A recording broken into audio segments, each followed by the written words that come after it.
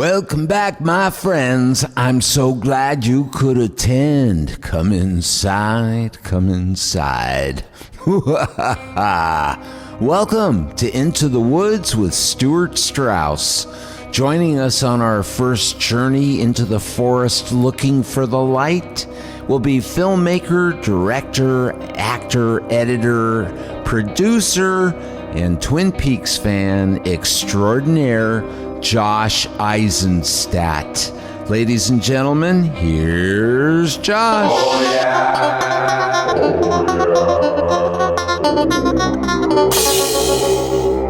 So, Josh, thank you for coming, and how the hell are you? Doing well. Thanks for having me, Stuart. All right. Well, let's get started. And I'm also going to introduce Jesse Pate, who is kind of here in a, he's casually sitting back. He's kind of far away from a microphone. That's the way I like it. But I don't know if you can hear that or not. Probably actor. not. He's an actor too, and a writer and a producer, and man wears many hats. Both these guys do.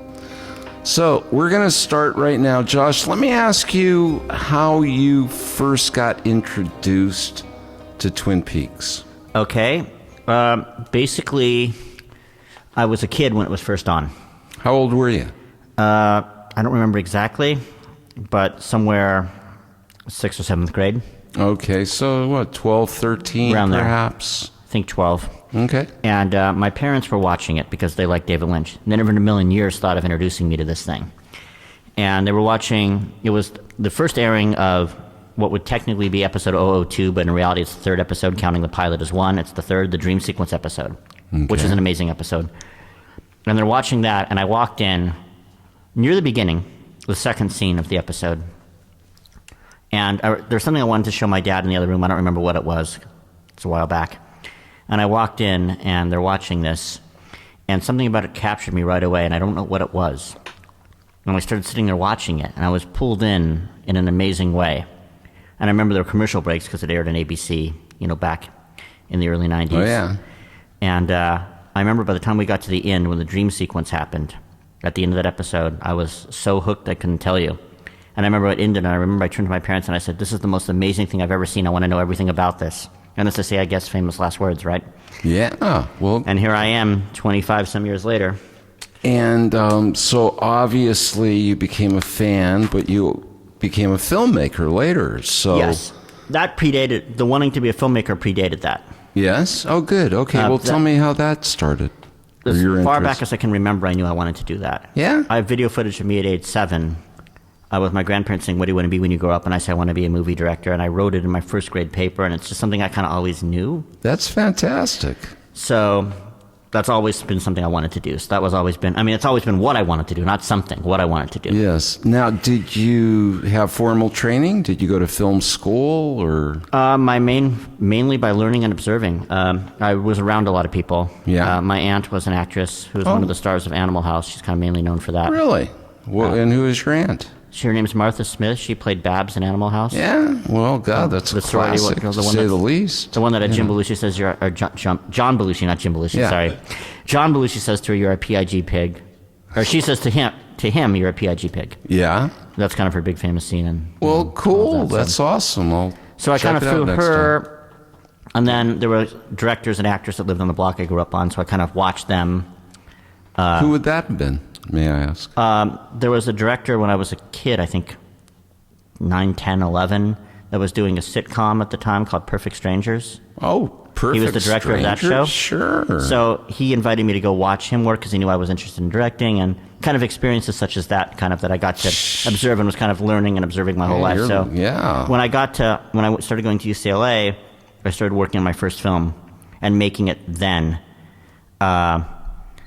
Then around that time when I finished that film, it was very low budget. And so when I finished that first film, I needed to learn how to edit it. And interesting Twin Peaks connection, the person that taught me how to edit back then had an old Avid system, but kind of showed me stuff in Final Cut Pro, which is what I ended up learning, was Richard Beamer. Oh, Richard Beamer taught you to edit. Ben Horn from Twin Peaks. Yeah. Yes. And of course, yeah. Fine actor, and also goes back to the 50s and 60s, Absolutely. right? Well, geez, so no better way to get your experience, your hands-on experience. So those are some of the experiences. And, I mean, obviously the Twin Peaks thing, I mean, that led to a lot of things, too, because meeting a lot of people through that. And so your first film, well, at UCLA, so the first short film... It was a feature. It was a feature. Your first film was a feature. Insanely ambitious. Yes, and I always say it's one of those things where you just do what, go crazy because it's your first project. Yeah. And you don't know that you can't. So you do it. Well, that's good. But it got done, it got completed, and I did some film festivals with it. And then that was kind of the first one. And I had some, I guess that came out, that was completed... I think because I remember Bonnie Aarons was in my first feature. She's also in my latest one, who was in Mulholland Drive, and she's the nun. She's the bum in Mulholland Drive and the nun in the Nun movie. The bum in Mulholland Drive? Okay. Yes. I've been compared to her, I think, a time or two. Well, yeah, I think she even made the comparison to me and said, I could have been one of the woodsmen. Yeah, there you go. Well, you're not a man, but yes, I guess. Yeah. And the original woodsman, yeah. So let me hear a little about your family. Your parents were David Lynch fans already, or liked him. So which kind of tells me they had an eye on art. Or absolutely. Were creatives. Were your folks creatives as well? They weren't. Well, my mom a little bit has always been into photography. She still is. Okay. She also worked at the LA County Museum of Art as a docent when I was growing up. That's so she was fantastic. I was all around that. Yeah. Growing up, my dad is definitely not a creative person. Yeah. He was a businessman. Someone has to feed everybody. He'd be the first person to tell you he's not a creative person. Yeah. And but he's appreciated. I think he appreciates the more linear works of David Lynch and gets a little bit more confused by the more abstract ones. Oh, okay. And so when I try to explain it to him, I think sometimes he says, "Okay, that's too much. I can't. Too much information." That was when I was trying to explain season 3 to him. I remember. Yeah. Well, that'd be pretty tough to do anyway. I would imagine. I've got explanations. Yeah. I can't say the explanations, but I've got explanations for everything. Yeah. My God, I think almost everyone that's ever tried to tell me or give me an interpretation of the show, they're always different.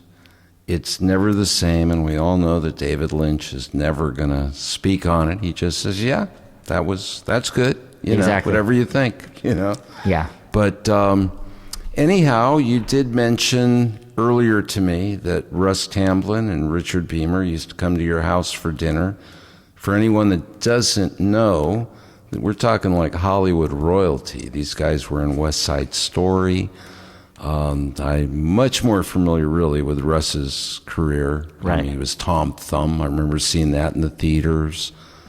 Seven Brides for Seven Brothers, which is a total classic. And the musical, and all musicals, is West Side Story, without a doubt. At least in my mind, it is.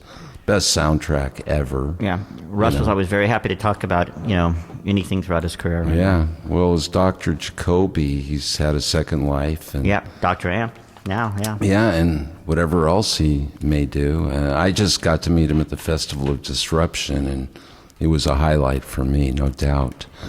So who are some of your other influences as far as directors, writers? Well, there's a lot. I love a lot of the films of the Coen brothers, Stanley Kubrick, Martin Scorsese, Francis Ford Coppola, Roman Polanski. We're on the same page. A lot of the classic ones, But Hitchcock, a lot of Hitchcock stuff. Yeah. Sam Peckinpah? Yep, any chance? a lot of Sam. Yep, absolutely. I was just talking about Straw Dogs the other day with someone. Classic, great movie. Yes, I was too. I'm trying to Really? remember. I don't remember who. I actually was talking about Straw Dogs, and somebody was asking me trying to remember who this was. Somebody was asking me if I saw the remake of Straw Dogs, and I said I did not. I didn't either. But how do you beat that original? And I've said that with a lot of films. Why remake? I think we just had the same conversation in the car. Why remake something when it's not wrong the first time? Exactly. They You've got got it. right It's a classic the first time. And there's only maybe one go back- Sam Peckinpah, only one Dustin Hoffman. You go back and you remake films that are horrible. That would make sense. Nobody ever does that. They only remake good films. Yeah. What's the point? Well, James Marsden was pretty good in the new one, but it was very similar, like you're saying. Then why do it? You guys hear that? Jesse was just saying that James Marsden was in the last version. Well, he's certainly capable. He's very good. He's fantastic in Westworld. Yes, he was great in Westworld. Oh, yeah, I yeah. enjoyed Westworld a lot myself. So now let's talk about your movies then. So your first venture into filmmaking Yes. was a full-length film. Yes. And what was More it than called? full length. More Spectre's than Rock. full length.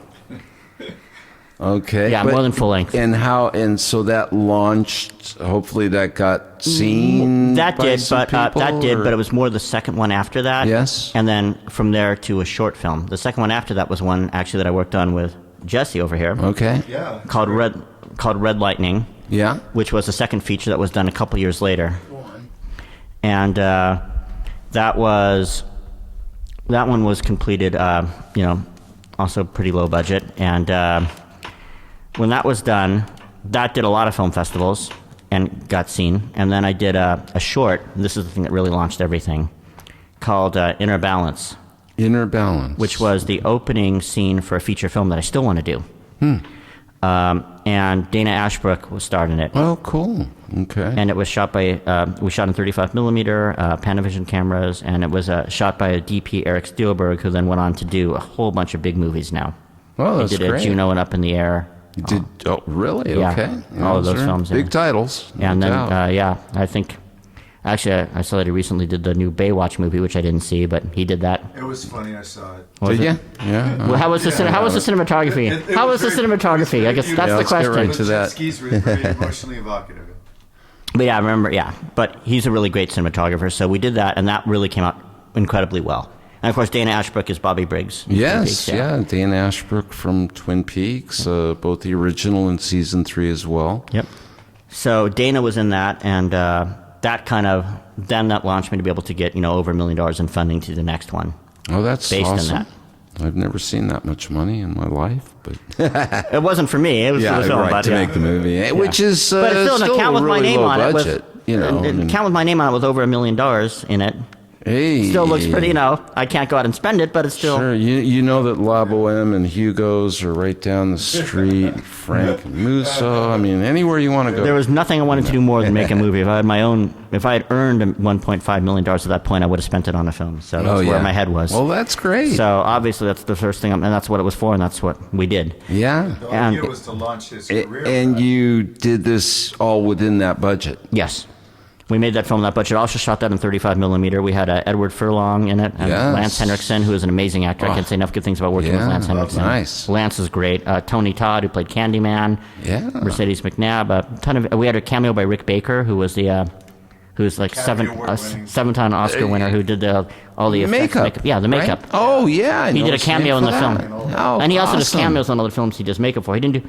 And I remember the makeup people saying, "I'm really intimidated today. I have to do makeup on Rick Baker." I bet. Saying, yeah, but he was the nicest guy in the world. I mean, people were kind of just because this guy's got 7 Oscars. I remember- 7 Oscars. Yeah. And I remember you'd Amazing. be in line. I remember he was in line for craft service, and they're saying, "Mr. Baker, go ahead, go first." We were trying to move him to the front And he's line. saying, "No, I'm working the same film as all of you. I'm going to stay way in line with everybody else." Cool. I mean, that's the kind of guy. He's just the nicest guy. Made a great pirate. And a too. couple years later, I found out that Catherine Coulson was friends with Rick Baker, which Oh, I didn't really? even know. Yeah. Catherine Coulson's like an aunt to Josh. This really? was And Catherine Coulson, who passed away Yes. in 2015, is that right? 2015 is correct. Yeah, it was the log lady in Twin Peaks. She was also in David Lynch's first film, or one of his first films, Eraserhead. Well, she was in a deleted scene in Eraserhead.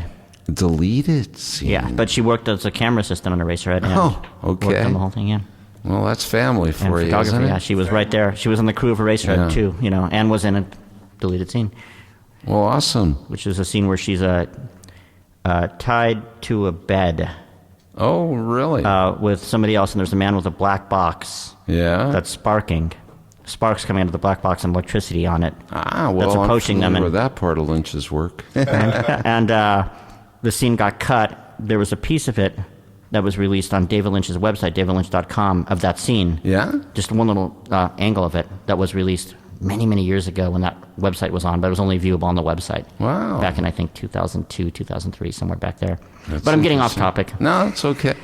What was I even, how did I even get segue into Catherine? Oh, Catherine, yeah, because, she had actually, they had done a Twin Peaks thing in 2011 at the Hollywood show in Burbank that they were having, a collector show, a cast reunion at the time.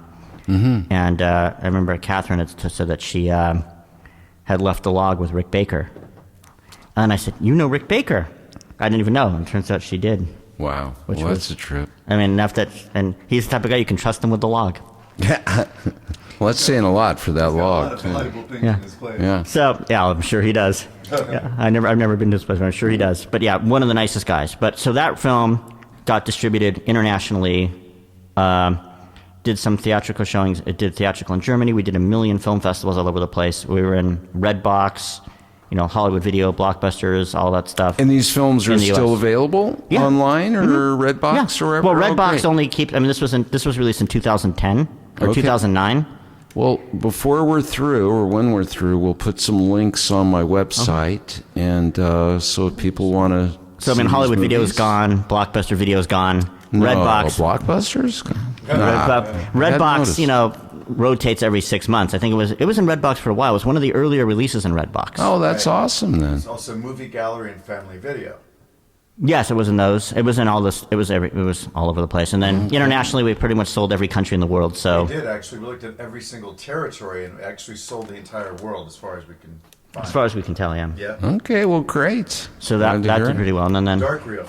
That's Dark Reel. Dark Reel. Well, there's an extra feat. And then when we were doing Dark Reel, there's a short film. Well, not a short film. There's a film, just to kind of go through doing a kind of quick history. Basically, my directing work. I'm not kind of skipping anything. I was just doing the directing work. Please. So when we were doing Dark Reel, there was a movie within a movie in Dark Reel. And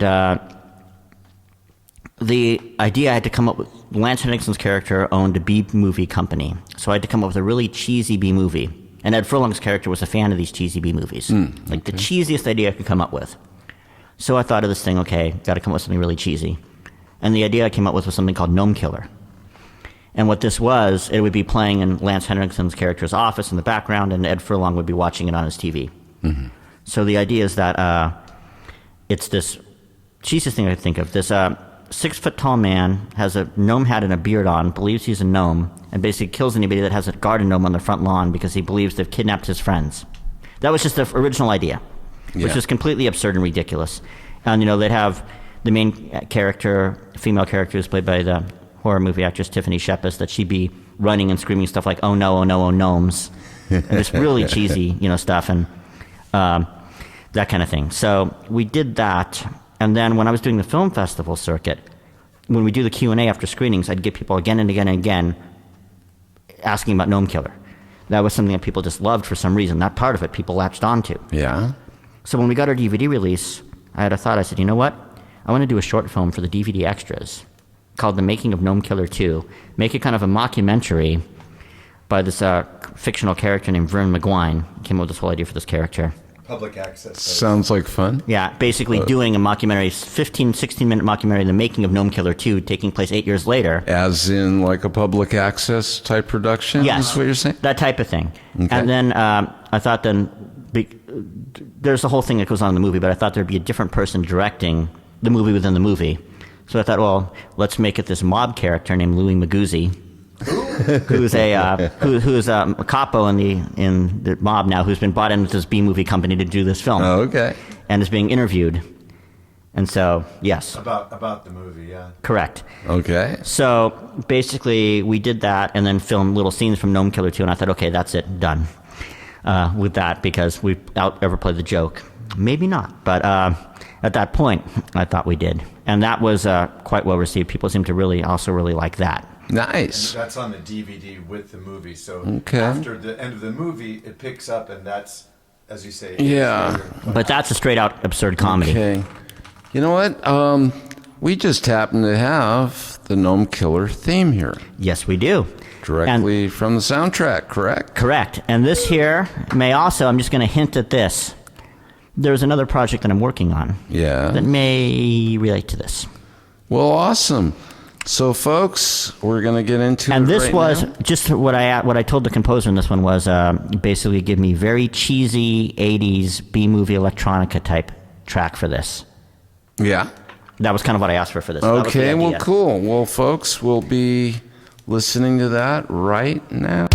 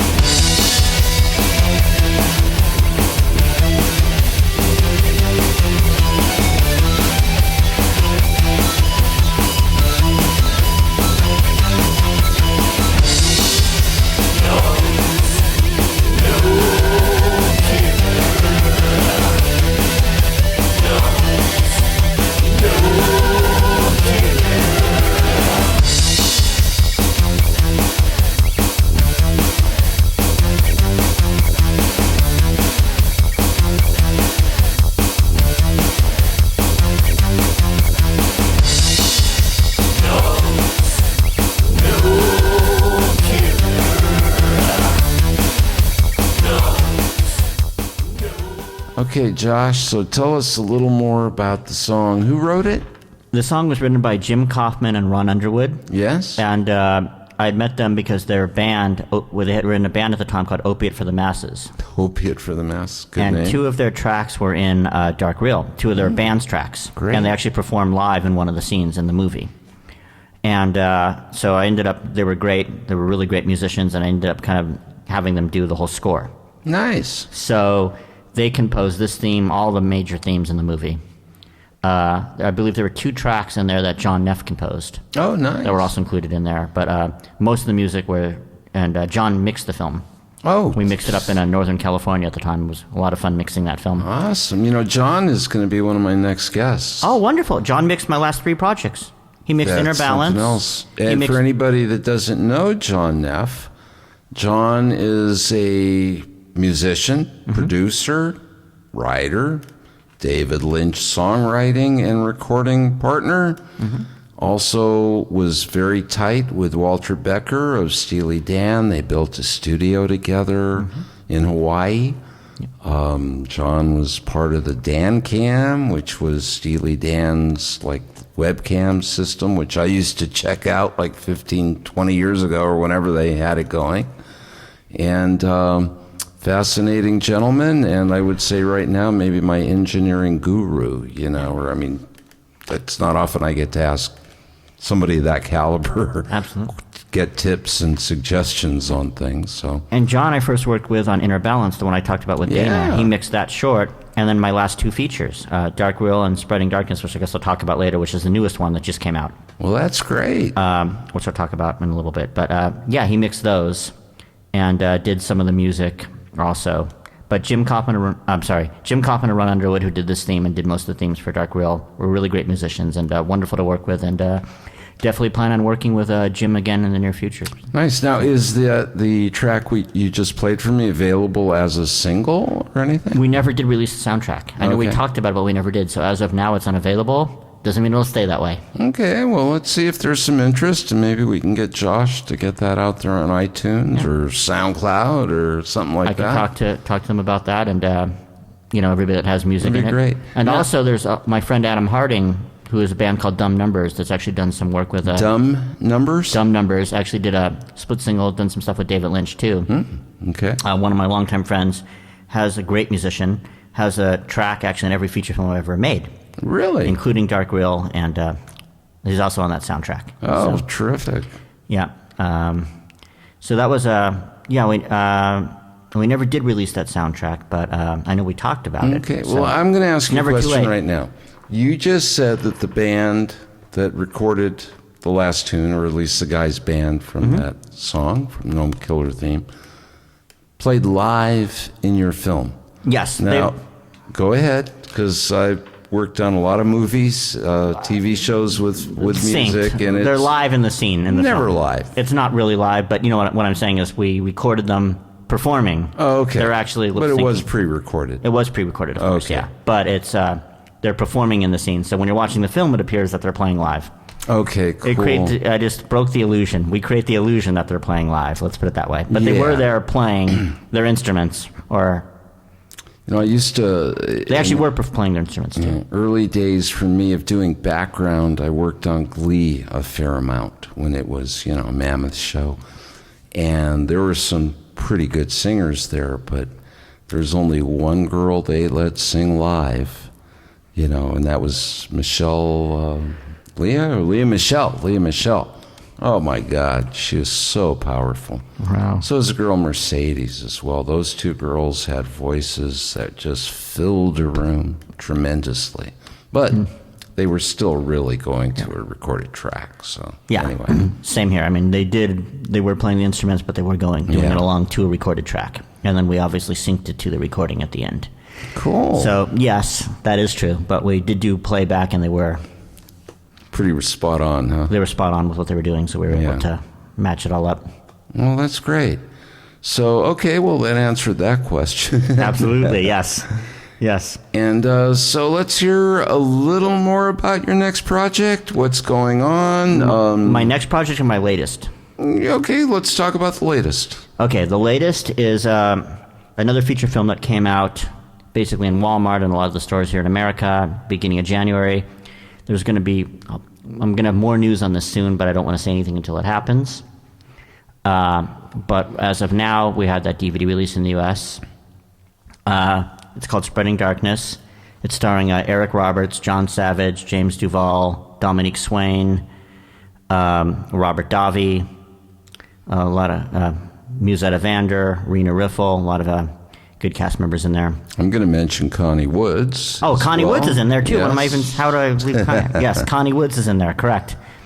And Jesse. Jesse's in it. I was at the premiere at USC. That is true. Okay, Stuart, you've seen this one. You're right. You were there. I've seen it. Okay, so you know exactly what to ask me about this one.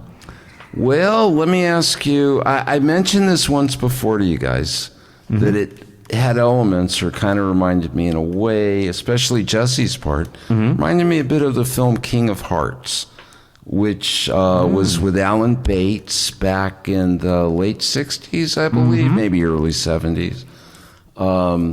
Great film, out there. It's really about the people in the insane asylum running the asylum, you know? Yes. And fabulous movie, great story. I mean, perfect timing in the late 60s.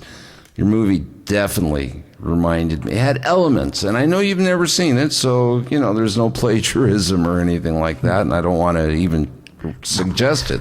Why'd I even say it? I don't know. No, but definitely. Everything is influenced by something. Hey, look. Everybody is influenced. Oh, not just influenced. I mean, most masters tell you to steal from the masters until absolutely. it becomes your own. And everybody does. Everybody has influences. Everybody's the sum total of their influences. So nothing. Absolutely. You know, it's like what musicians say, there's only so many chords. You know what I mean? There's only so many. True. So many things, so many tricks, you know. So yeah, absolutely. Yourself becomes a combination of yourself plus your influences all mixed in a pot and stirred together. I mean, you know what? Yes. Okay. But no, absolutely. Any comparison is great. Yeah. And yeah, the psychiatrist's office scene is definitely one of my favorites. Okay. I remember that was day one of filming on that film. It was, huh? That was day one. And first day, it was, we had Eric Roberts and then John Savage that first day. And that was quite we did a company move on our first day, which was insane, but we did it. Yeah. And it was a fun day. And you shot all around here. We're in Los Angeles. We're in West Hollywood right now, but you shot all of this locally? Spreading Darkness was all shot in L.A., yeah. Uh-huh. Many locations? Or? A whole bunch. Yeah? A whole bunch of locations, yeah.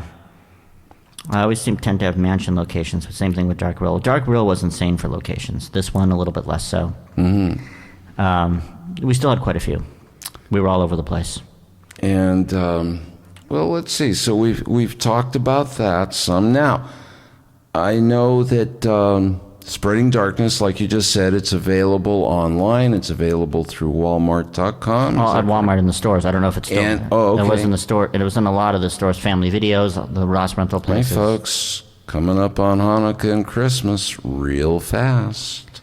However, be careful because some of the versions of it are missing sound effects, and that's an issue. Some aren't. But really? Is there a way to determine? Or, oh, really? If you hear missing sound effects that should be there, you got them. Well, how would you know if they're missing if you haven't heard them before? Foley. Missing Foley. If you notice missing Foley. Okay, well, there you have it. Okay, so let me ask you a little bit about working with Robert Davi, Eric Roberts, John Savage, Dominic Swain. I mean, these are people that have had fairly illustrious careers. Yeah, and I forgot another really good one, too. Irene Bedard was also in it, who's also a great actress. She was, she's been in a lot of Terrence Malick's films. Oh, okay. And so is John Savage, actually, now that I think about it.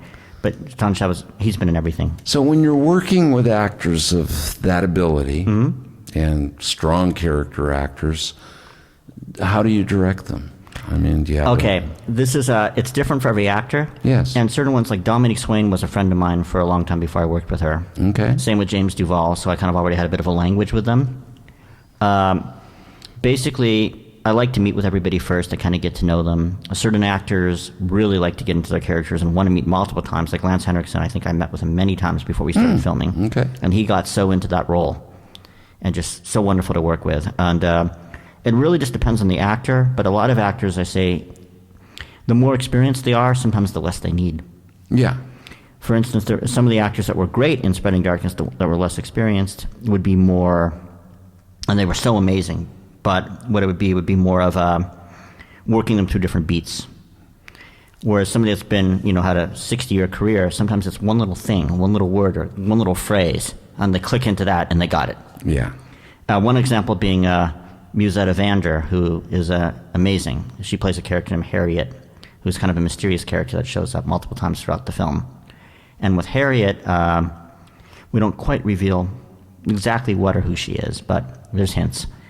With Harriet, Musetta, I remember the exact direction I gave her near the beginning when she was asking about the character. And she took this, and she's also had a long career, great character actress. I remember I told her this, and as soon as she took this and internalized it, and this was what it took, and the character, there it was. And it was, Harriet is a lot smarter than everybody else. She's 10 steps ahead of everybody else, and she revels and delights in this fact. And as soon as she had that, there it was. She just nailed it from there. So if you watch her performance with that in mind, you'll see what I'm talking about. Cool. Okay. And yeah, so there was just a lot of just a great cast to work with. And everybody top to bottom. There was a guy named that we discovered through auditioning named Brian Graves, who plays this character named Davis Menzies that has this big emotional scene on the roof.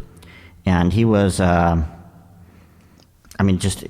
he made everybody basically tear up at the audition even. Oh, really? And when we filmed the scene on the roof, there wasn't even a dry, the crew was emotionally moved by it. Wow. Well, that's powerful. He was just very, very powerful. Great actor. I think has a big chance of going places. And, nice. And what's his name again? Brian Graves. Brian Graves. I'd like to give a shout out to everybody in the cast. Everybody was great. I'm trying to get every single name now, like on the spot, but go right ahead. Connie Woods, of course. We talked about Connie. Yeah, Connie's amazing. And Connie was the new girl in season 2 of Twin Peaks. And 1. And 1 as well. Yeah. She first appears in the first episode I walked in on, my parents watching. Oh, well, that would be a reason to stay.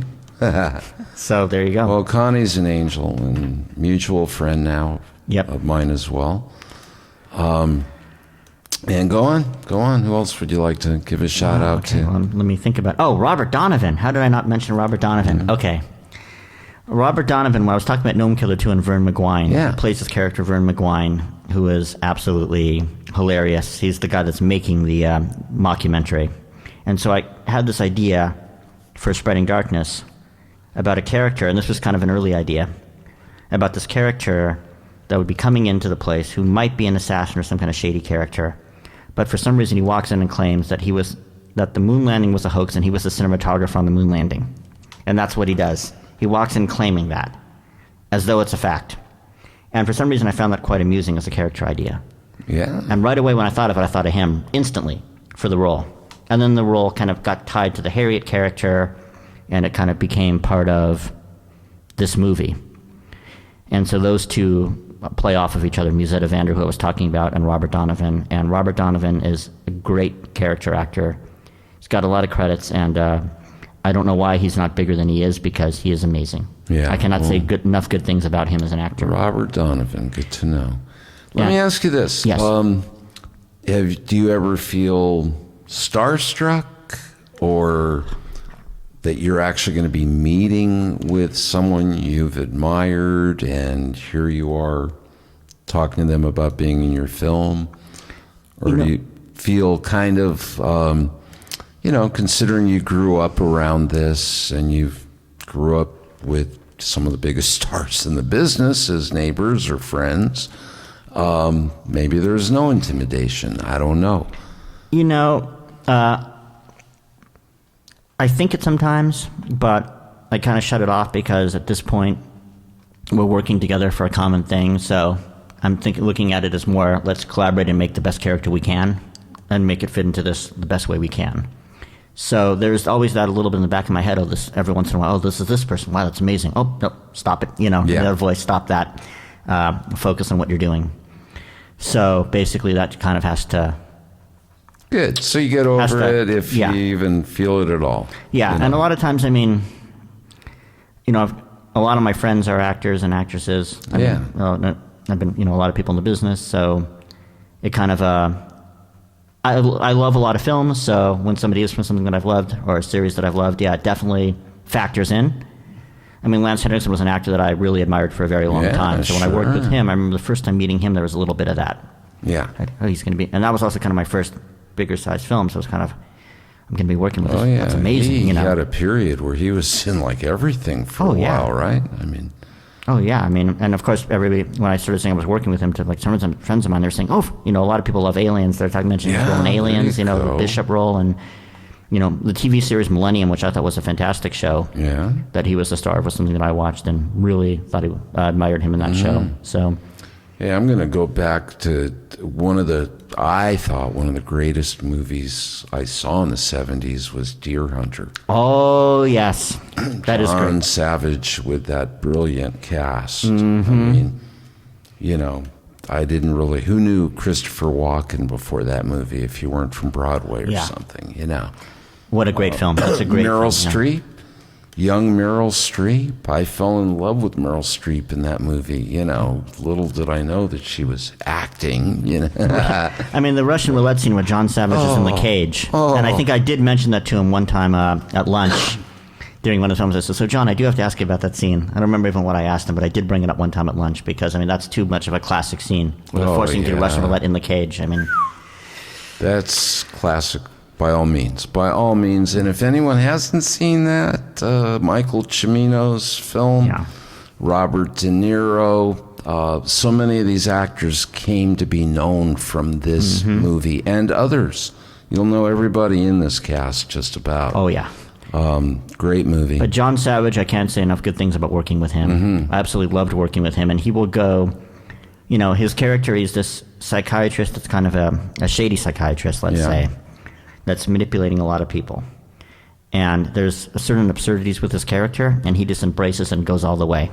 And he's amazing. And Dominique Swain, in a similar way, embraces her character as very out there, and she just embraces it and just commits to it in just such an amazing way, No fear to go wherever the character's going or wherever that scene is taking them. No fear. They're wonderful. Yeah. Just wonderful to work with. Yeah, no risk, no gain, kind of, And that's why they are where they are. I mean, they really, they put everything into this. Yeah, absolutely. And, I couldn't be talking about all these movies and not mention Eric Roberts with Mickey Rourke. Was it the Pope of Greenwich Village? Pope of Greenwich Village. Yep. Oh, classic all the way.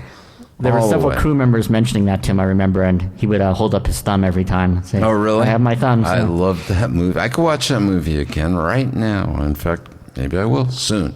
Yeah, Eric Roberts, of course. Yeah. Oscar nominee, And he did get a nomination for that as well? I don't know if it was for that, but I know he's an Oscar nominee. Oh, okay. I know he's been Oscar nominated, I think more than once. I could be wrong. Oh, well, cool. But yeah, I think for maybe it was Star 80 that he was nominated for. Oh, very good. Now, we should kind of give full disclosure here a little bit. Next film, you have a part for me? Yes, I do. Okay. We won't talk about it, but yes, I do. Be looking forward to working with Josh and Jesse. And I look forward to working with Stewart, and it's a scene, this is one scene in particular that I absolutely love that Stewart is in. That's all I will say in the script. I absolutely love this scene, and it makes me laugh just even thinking about it. Well, cool. It's going to be so great. And Stewart is going to nail this. Stewart is going to absolutely nail this. Well, I hope so. He will. Total faith. More than faith. I know it's going to happen. Looking forward to it. We're going to make it happen. It's going to be great. Excellent. Well, I can't wait either. So, listen, guys, I totally appreciate you coming in. I want to thank Jesse as well, and Josh. Thank you, Stewart.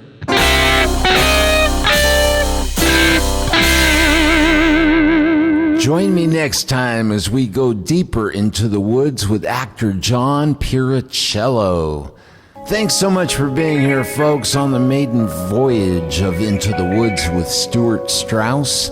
And I look forward to seeing you next week as we do journey further into the forest, looking for the light. I want to thank my friends Tom Wright and musician Michael O'Neill. And until next time, I'm Stewart Strauss saying take care. Wasted away in LA. Wasted away in LA. They tell you it's the place, don't tell you about the face. They say you're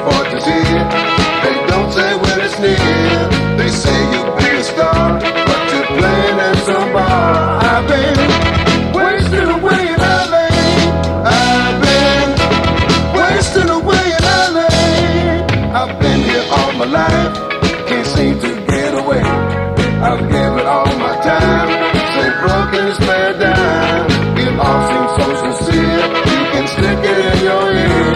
I've been wasting away in LA, wasting away in LA. What will it take to make it in this town? The air's so thick, it'll put you in the ground. Can't stick the wind, but I'll have to stick it out. LA's the place, seems I'm caught up in the race. I've been wasting away in LA. I've been wasting away in LA. I've been wasting away.